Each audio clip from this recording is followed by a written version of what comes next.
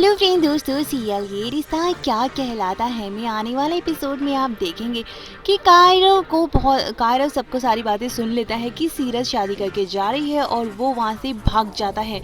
सभी घर वाले परेशान हो जाते हैं और उसका पीछा करते हैं और दिखाया जाता है कि रणवीर उसे वापस बाइक पर बिठाकर लेकर आता है और कायरो सोने चले जाता है। सुबह होती है जहाँ पर कार्तिक कायरो को समझाता है, लेकिन वो पहले ही समझ जाता है कि सीरत को अब जाने देना चाहिए, क्योंकि उसकी मॉम ने उसे स्टोरी सुनाई थी कि जिसे प्यार करते हैं उसे फ्रीली छोड़ देना चाहिए। अगर वो हमसे प्यार करते हैं तो वो लौट कर जरूर आते हैं।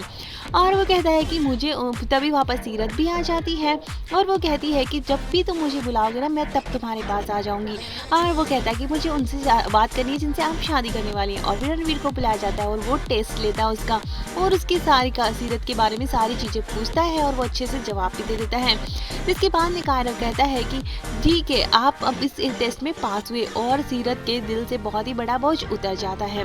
तभी वहाँ पर नानी आती है और नानी से वापस से वो आशीर्वाद लेता है रणवीर। और दिखाया जाता है कि नानी काफ़ी परेशान होती है और कहती है कि सीरत, तुम्हारी खुशी मन ही मन सोचती है कि तुम्हारी खुशी जिस चीज़ में है ना, वो जब तक तुम्हें पता चलेगी तब तक बहुत देर हो चुकी होगी। और इस नानी काफ़ी परेशान है कि वो रणवीर से शादी कर रही है।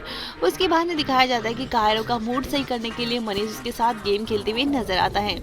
तो दूसरी तरफ कार्तिक सीरत को समझाने की कोशिश करता है उसके सामने रसगुल्ले रखकर कि अगर हमारे सामने कोई चीज़ हो और वो हमारी नहीं हो सकती, जबकि वो हमारी फेवरेट है, तो हमें बहुत तकलीफ होती है। तो कायरव के साथ भी यही हो रहा है और वो उसे हॉस्टल की फीस और उसके सारे एडमिशन के फॉर्म दे देता है, जिससे कि वो अब अपनी हॉस्टल में जाकर रह सके और कायरव को उसे बुलाने की कोशिश कर सके।